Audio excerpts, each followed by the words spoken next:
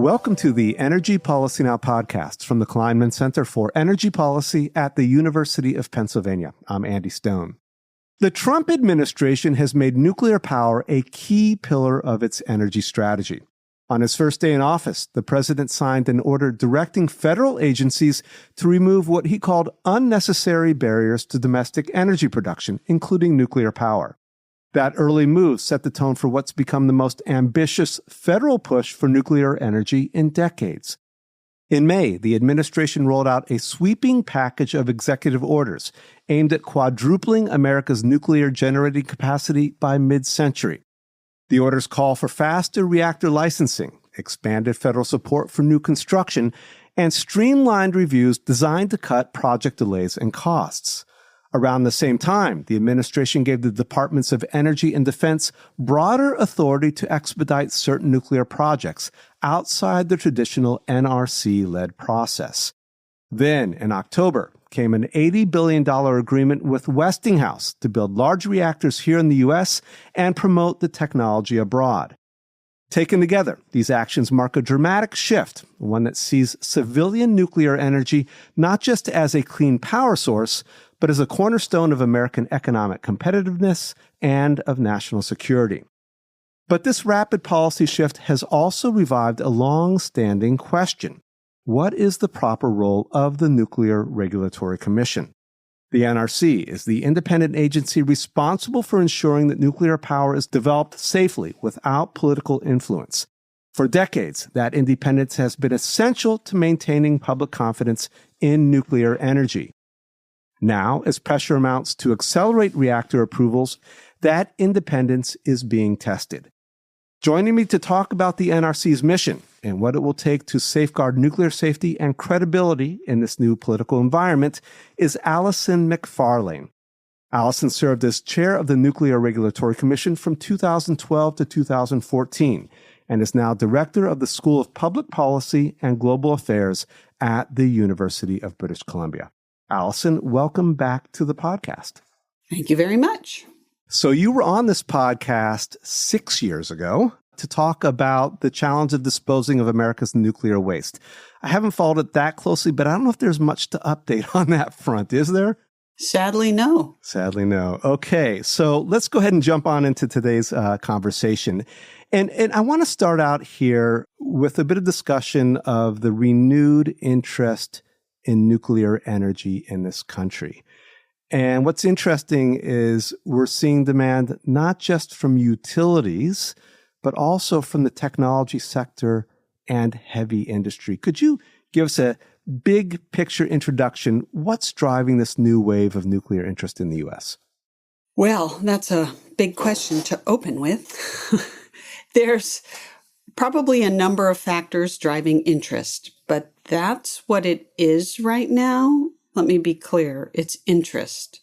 There isn't any actual new building of power reactors going on in the United States. There's a lot of interest. It's been building for at least 10 years, if not more, in small modular reactors, which don't yet exist. And there is some interest in pursuing more large light water reactors. But there are many factors that can get in the way of this. I mean, we are obviously seeing the interest for AI data centers, and that's kind of leading to some reopening of some shuttered nuclear plants. But the new interest in the new builds, there's, as you just said, there's interest there, but we're not actually seeing any construction yet. No, it's mostly talk. That's really what it is. There's a lot of hype, but there's no reality underpinning it yet. So if and when we get these new reactors, the Nuclear Regulatory Commission, one would suppose, would play a central role in approving and licensing those new reactors. Absolutely. So that is really the focus of today's discussion, the NRC and its role as the industry regulator. Could you just start us out with a bit of history on the NRC's primary role and responsibility? And when was it established in response to what specific need? Right. So let's start historically. So nuclear energy and nuclear weapons in this country were historically run by something called the Atomic Energy Commission. And so the Atomic Energy Commission, after starting in the 1940s, with the nuclear bomb, started eventually making nuclear energy as well. And they were promoting nuclear energy, but also regulating its use. And eventually it became clear that you can't both promote and regulate the same industry. That's almost definitionally a conflict of interest. And so in 1975, the Atomic Energy Commission was disbanded, and in its place came the Nuclear Regulatory Commission, which was responsible for the regulation of nuclear energy and nuclear materials in the U.S., and then what eventually became the Department of Energy, which is the promotional side, also responsible for nuclear weapons as well as nuclear energy. And when you say promotion, you say it means promoting the technology development, investing in the technology development, that type of thing, right? Exactly. And then in terms of the NRC's mission, it continues to be ensuring public health and safety and security of nuclear facilities and nuclear materials used in commercial nuclear energy production, in medicine, in industry, in agriculture. And it's a good mission.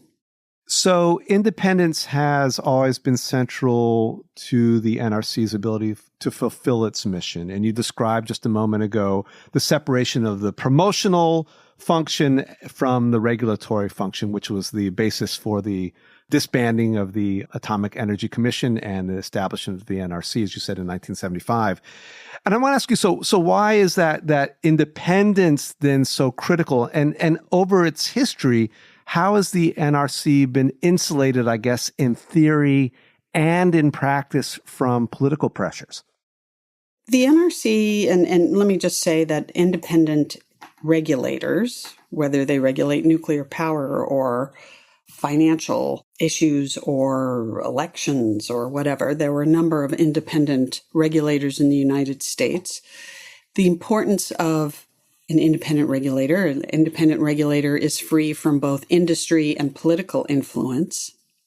And on the case of nuclear facilities and nuclear materials, it's important for someone to be ensuring that these facilities operate safely. We know what can happen if they don't. We've seen the Fukushima accident, the Chernobyl accident, etc. And so it's really important for the regulator to have the ability to shut down facilities that they don't think are operating safely. In terms of structurally, these are independent agencies, so that is where the independence and the independence from influence really comes from. Structurally, yes. So in terms of the Nuclear Regulatory Commission, it is an agency of about 3,000 people. It is operated at the top by a commission with 5 political appointees who are commissioners. And then there's this permanent staff of about 3,000 under them. And the commissioners have 5-year appointments, and they're rotated off regularly. And the political independence was in part maintained by making sure that 2 of the commissioners were Democrats, 2 were Republicans, and the chair of the commission was usually the party of the president. It's similar structure to the FERC, right? So you got yes, 2 and 3. Yes, absolutely. Mm-hmm. Yep. Same structure. Most of the independent agencies have a similar structure in the U.S. And Congress and the White House have limited ability to interfere at all in the running of the commission until now. So before we get to that interference that you've just alluded to, I want to go a little bit more deeply into the history of nuclear power in this country and the NRC's role with it. And And I think it helps to understand how that environment has changed and maybe how that's shaped the relationship between the NRC and the industry that it regulates. But as you've already mentioned, the civilian nuclear industry goes back to the 50s. It really kind of got off the ground here in the 60s. And I think it kind of, I guess you could say, took off in the 1970s in terms of construction and the number of plants that are actually in operation. But it's interesting, at the end of that same decade, the end of the 1970s, you see, I think, the industry facing a major inflection point, and that was the 3 Mile Island accident here in Pennsylvania in 1979. And I've seen graphs showing the cost and the time needed to build a nuclear power plant. And both increase quite dramatically around the time of 3 Mile Island. It becomes sort of that inflection point. To what extent did that event reshape expectations of or for the NRC? And how did, I suppose there must have been a new wave of safety requirements and licensing requirements that came out of that. How did that impact the industry in terms of the public acceptance of nuclear power, as well as the industry's ability to compete economically, which has become a greater issue over time? 3 Mile Island was an incredibly significant accident, and it did significantly change the way that the industry was regulated, that the industry even regulated itself. As a result of that accident, the industry set up its own oversight organization. But the Nuclear Regulatory Commission did require a number of significant changes. After any accident, the Nuclear Regulatory Commission looks at that. That's operational experience, and you take learnings away and you make changes. And the U.S. isn't the only country that does this. Other countries do it as well. So everybody learned from the 3 Mile Island accident a number of lessons, which resulted in changes in how the regulator was regulating, but also in how the industry was operating. And yes, the accident certainly resulted in a loss of public trust and support in nuclear power. And every accident thereafter has had the same effect. Certainly you saw it most recently after the Fukushima accident in 2011. Support for nuclear power plummeted. It's now, come back up, but with another accident, the same will happen again. I imagine there must have been, again, this increasing stringency around licensing, et cetera, going forward from that point. And again, one of the challenges that the industry has faced is being competitive on a cost basis with the options, right? So back in the 80s, I would assume that would have been coal. In this century, over the last 2 decades in particular, we've seen natural gas become a dominant source of electricity generation in this country, as well as renewables. To what extent did the regulatory burden, if that's the correct way to frame it, influence the cost structure of the industry? I don't think it's influenced it significantly. At the same time, when nuclear facilities are built, they require redundant safety systems to ensure that for instance, in the case of loss of off-site power, so, power from power lines into the plant, there's a way to ensure that the reactors are kept cool and pumps are operated, right? You need those safety systems. If you don't have them, you will have an accident. And if your accident results in significant release of radioactivity, you won't have any more nuclear power because the public will lose faith in this form of electricity. So you need safety systems that don't exist in other forms of electricity production. And you need to build to a level of quality that doesn't exist in other forms of electricity production. So this is different for the industry. Is it all the fault of the regulator? Absolutely not. If the industry does not do these things and they have an accident, they will all suffer. The old saying in nuclear power is an accident anywhere is an accident everywhere.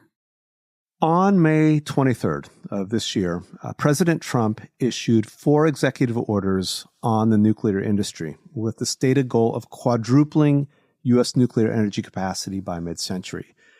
And we're not going to go into the details of those orders. They've been written about ad nauseum. But one of the orders gives the NRC 18 months to perform a comprehensive updating of its rules for nuclear power plant licensing. And under those updated rules, which I believe will be finalized sometime probably in the second half of 2026, the NRC must complete the approval process for new nuclear plant applications also within 18 months of submission. So my question for you is this: is the NRC built to work on this sort of schedule, and can safety be assured under it?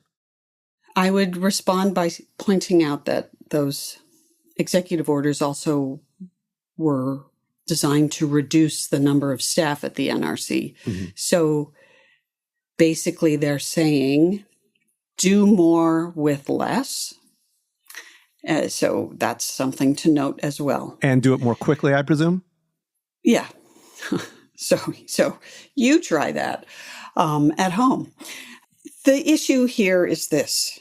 This is a misguided order because when the Nuclear Regulatory Commission considers a license application for whatever it is, whether it's a new nuclear power plant or a uranium leaching facility or a nuclear waste storage facility, the onus is on the applicant to put together a high-quality application and then to be prepared to answer questions quickly and with high-quality answers.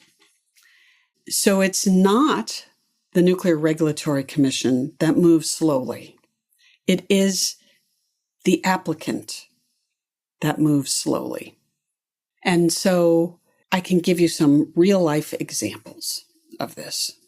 So let me give you an example of a good applicant and how quickly things can move. I'll give you 2 examples. Okay. So the nuclear Navy always passes its designs for its nuclear reactors for its aircraft carriers and its submarines through the NRC licensing process to be sure that they've designed something safe.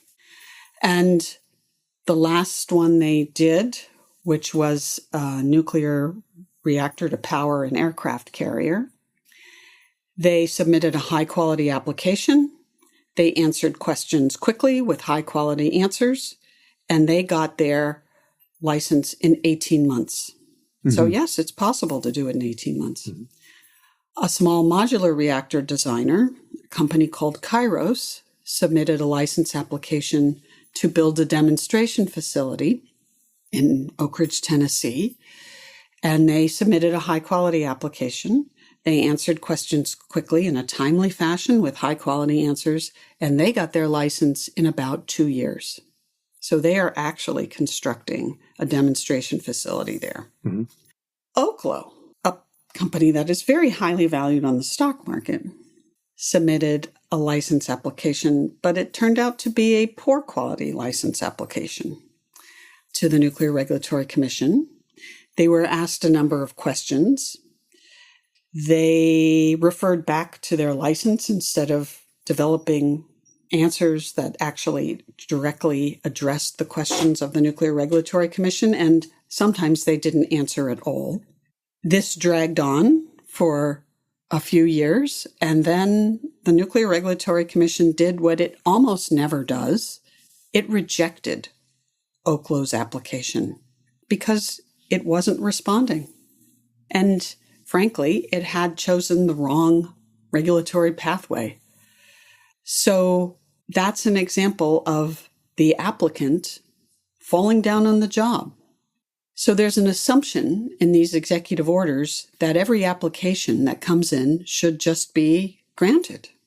And that does not meet the mission of the Nuclear Regulatory Commission, which is trying to ensure public health and safety.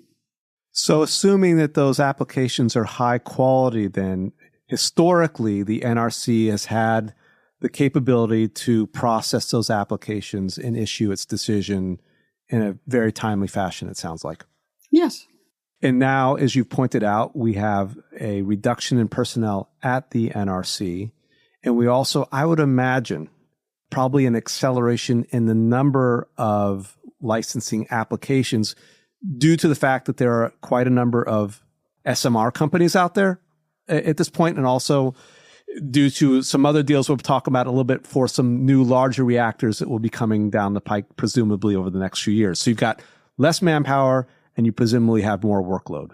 Sounds like I don't know that more workload has quite appeared yet. But yes, but that's the expectation. It sounds like it's in the expectation. Okay, so the executive orders also do something interesting as well. They give the Departments of Energy and Defense expanded authority to review and approve certain reactors. And in that, they would bypass the NRC and its licensing process. To what extent is this an expansion of the DOE's existing nuclear permitting authority? And to what end? And is DOE equipped to take on this role that I had thought was the NRC's? No. Okay. All right. That's the short answer. They do not have the technical expertise. I mean, as I said earlier, the NRC has 3,000 staff. Many of them are technical experts in very different aspects of reactor safety, reactor performance, reactor behavior. You know, at the front end, the fuel supply, at the back end, the spent fuel. And the Department of Energy doesn't have that kind of staffing. They don't have those kinds of capabilities. They are not a regulator. They are a promoter. They promote the industry. They do not regulate it.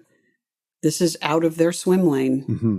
As I understand, the Department of Defense will also be seeking to establish reactors on its military bases. I think the first demonstration is targeted for 2028. And it would also be looking to the DOE to approve those reactors, not the NRC. As I said, the Department of Defense has a long history of working with the Nuclear Regulatory Commission via the Nuclear Navy. There's long relationships established there, so this is moving in a different direction. Okay, so this is starting to sound a little bit like a kind of a laundry list, but I just kind of want to point out a few other things that are happening with the NRC at this point, at least just to give us more framing. You, in an earlier conversation, have noted the DOGing, the Department of Government Efficiency, I guess, influence in the NRC. DOGE is overseeing the reorganization of the NRC, its staffing reductions, and it's involved in refocusing the commission specifically on new reactor licensing and new technologies. The NRC is also being required to minimize the Advisory Committee on Reactor Safeguards, the ACRS, to its statutory personnel minimum. What is that body and what is the implication of that? Again, the implication is quite negative in terms of public health and safety. The ACRS was established by law to be an independent technical check on the Nuclear Regulatory Commission. And so it's a group of eminent experts who serve for a period of time and then move on, who look at new reactor designs and, ask questions and look at the NRC's analysis of these designs and their safety. And it results in safer reactors for everyone in the United States. If you remove and diminish the ACRS, you are harming safety. A few moments ago, you mentioned a company called Oklo, which is a young SMR technology company looking to build its own design of reactors. And you were recently quoted in Bloomberg, in an article in Bloomberg at the end of October. That article went into depth about the startup company and noted that it is pursuing a path for certification also that would circumvent the NRC's oversight. So we're seeing this pattern here. We're seeing an attempt to refocus the NRC from the administration itself, but we're also seeing these very active efforts on behalf of players in the industry to also bypass, circumvent, minimize the NRC's role. What is driving the effort by the nuclear startups to work around the NRC? I don't know. I would only have to speculate. But all I can say and observe is that if you have to avoid regulatory review of your reactor design, maybe there's something wrong with your reactor design. I think the example of Kairos is a very strong one.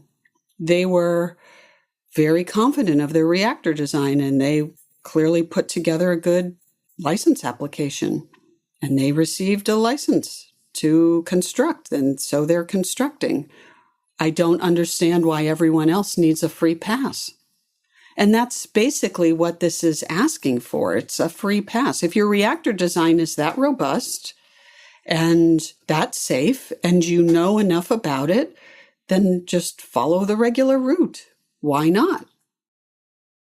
Per the orders from the administration in May, the DOE has been instructed to provide 20 tons of high-assay, low-enriched uranium to several SMR developers. You've been highly critical of this.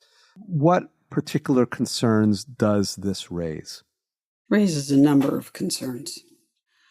So many of these reactors with, I'm going to put it in quotes, advanced designs, they're non-light water designs. And I should say for your listenership that all of the operating nuclear reactors in the U.S. are light water reactors. That means they're cooled and moderated by regular water. But these advanced designs use exotic fuels and exotic coolants, and most of them require fuel that has more enrichment in uranium-235 than the light water reactors. So they require that HALEU, that high-assay, low-enriched uranium fuel. Now, nobody except the Russians produce that higher enriched uranium for commercial nuclear power use. And so there's a dearth of it. And so that's part of the reason for that requirement for the U.S. government to produce this and give it to these reactor designers. The implications are multiple of this fuel, this more enriched fuel.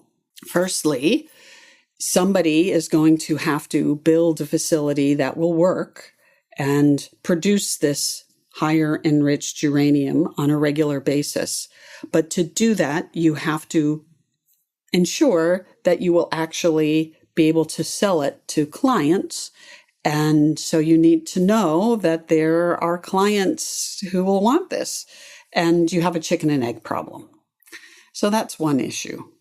Another issue is then you still have to fabricate the fuel, and those facilities do not exist to make exotic fuels using this more highly enriched uranium.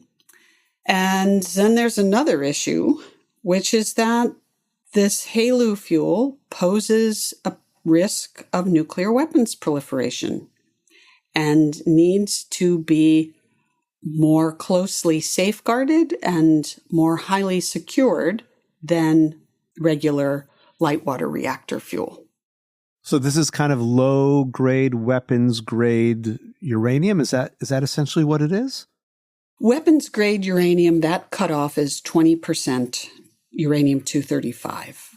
But the range between 10 and 20% is still possible to use in a nuclear weapon. And there have been a number of articles recently that have been raising this issue and pointing to concerns, most recently in the Bulletin of Atomic Scientists, pointing to concerns raised by the U.S. government a number of decades ago about HALEU fuel. As I mentioned a little earlier, in October, just about a month or so ago, the administration reached an $80 billion deal with the owners of Westinghouse Electric. And Westinghouse is the company that designed and built the AP1000 reactors that were most recently used in the two Vogtle nuclear power plants in Georgia that were opened in 2023 and 2024. So that's a deal with Westinghouse Electric, or the owners of it, to build 8 of these reactors in the United States and to promote the technology abroad. I think you may have already hit this, but I kind of want to go back to it. At this point, do you see a market for large reactors like the AP1000 here in the U.S.? And I have to say, the recent experience has been long build time frames, pretty extreme cost overruns. There may have been lessons learned from the Vogtle experience, but are these types of reactors practical in this country, or as we're looking at SMRs, are they going to be supplanting these large light water reactor designs? What's your view on that? Yes, there's a role for large light water reactors in the U.S. The AP1000 design is a fine design. It does have a few problems, but it's mostly a fine reactor design. But as you pointed out, the cost overruns were massive. The 2 reactors that started in 2023 and 2024 in Georgia, the AP1000s there, were originally supposed to cost $14 billion for 2 of them. They cost, in the end, $36 billion, so more than doubling of the cost. So it's maybe optimistic to be saying that you would get 8 reactors out of $80 billion. Maybe you'd get 4, and one has to ask the question, is it worth that money? And the time that it would take to get these things going, are there other options for electricity sources that are cheaper and faster to build and faster to bring online? The question about would SMRs replace these is, I think the answer is going to be no.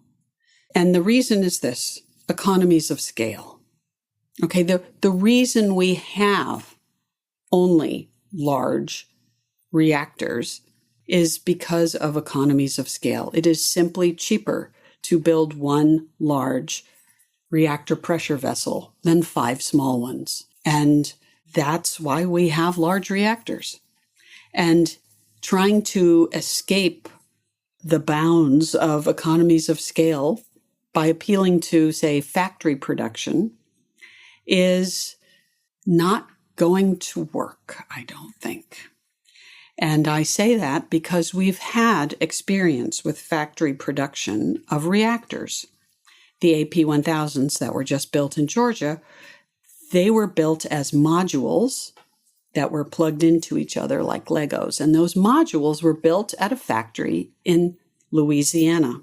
That factory had 3 different owners, and they had continual problems that each successive owner inherited. The final owner was Westinghouse. Westinghouse went bankrupt, in part because of this.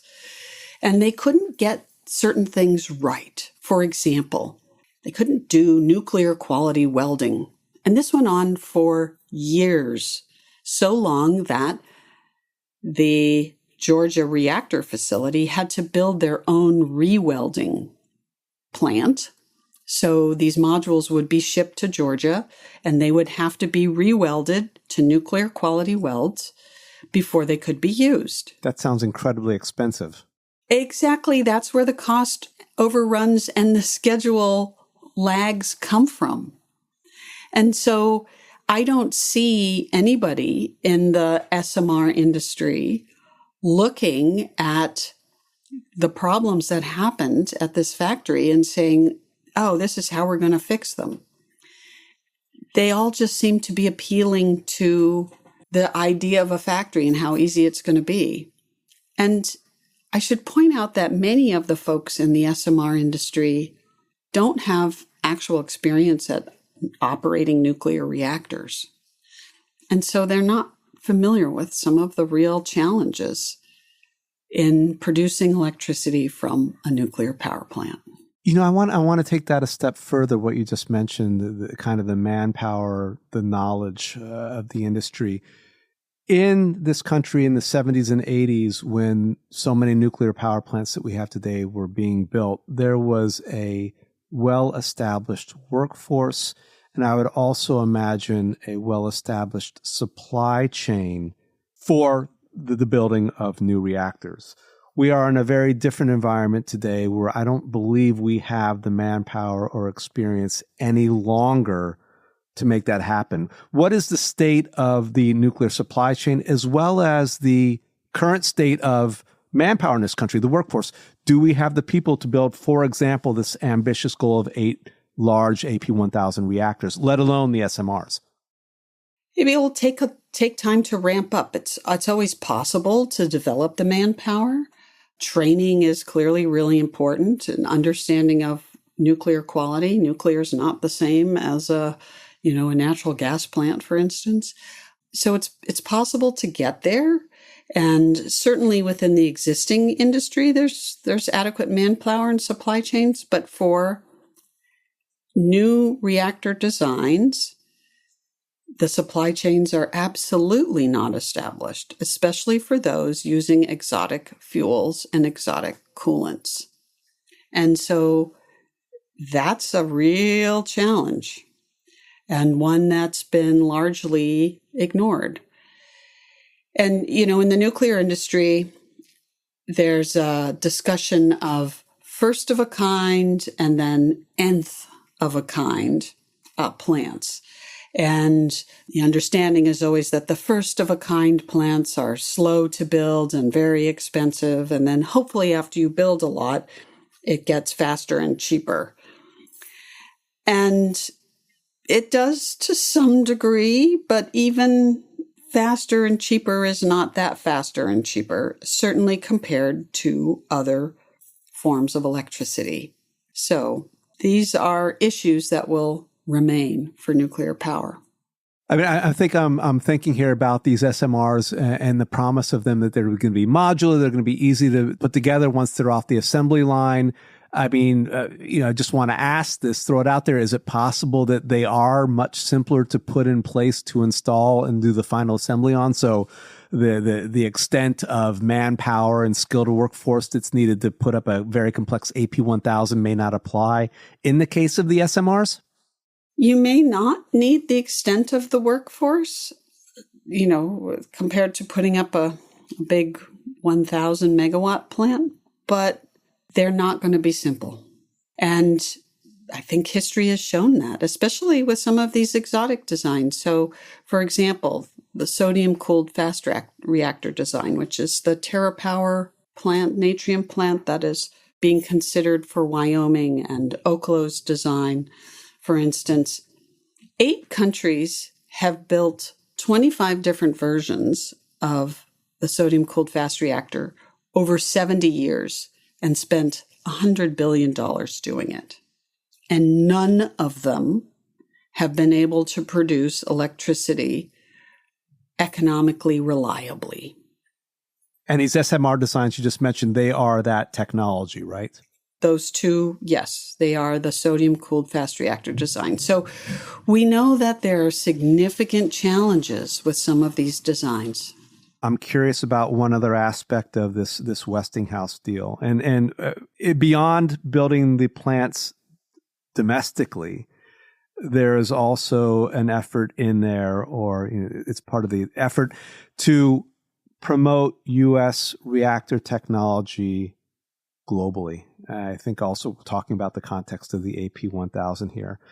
And from what I understand, Russia and China have been quite aggressive and successful in marketing their nuclear plant technologies and designs on a global basis.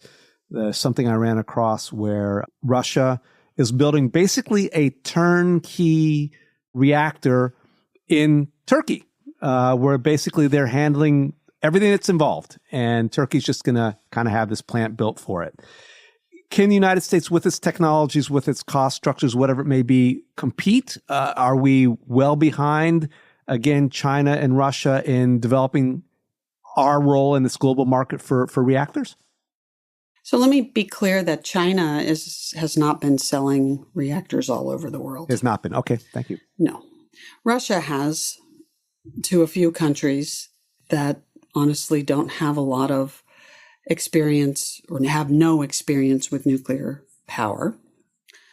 And you mentioned the Turkey plant. Yes, they have built the plant. They will operate the plant. The Russians, you mean? The Russians will operate the plant. Mm-hmm. And the Turkish people will pay for the electricity at a rate set by the Russians.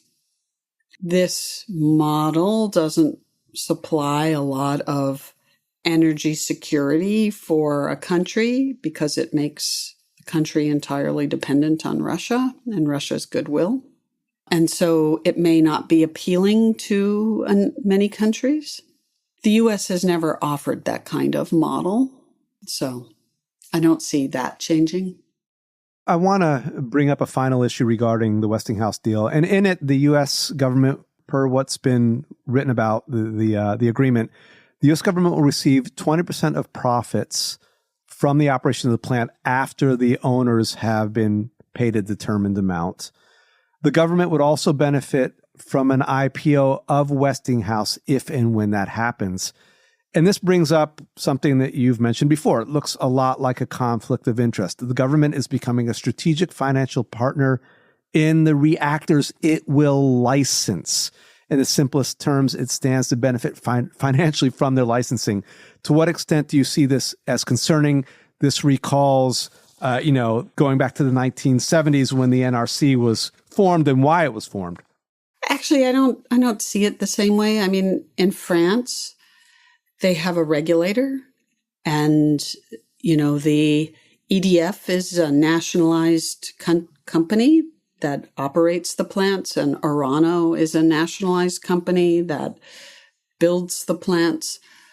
So it's possible to do that, but they have a regulator that's independent. So you need an independent regulator if you want this to work.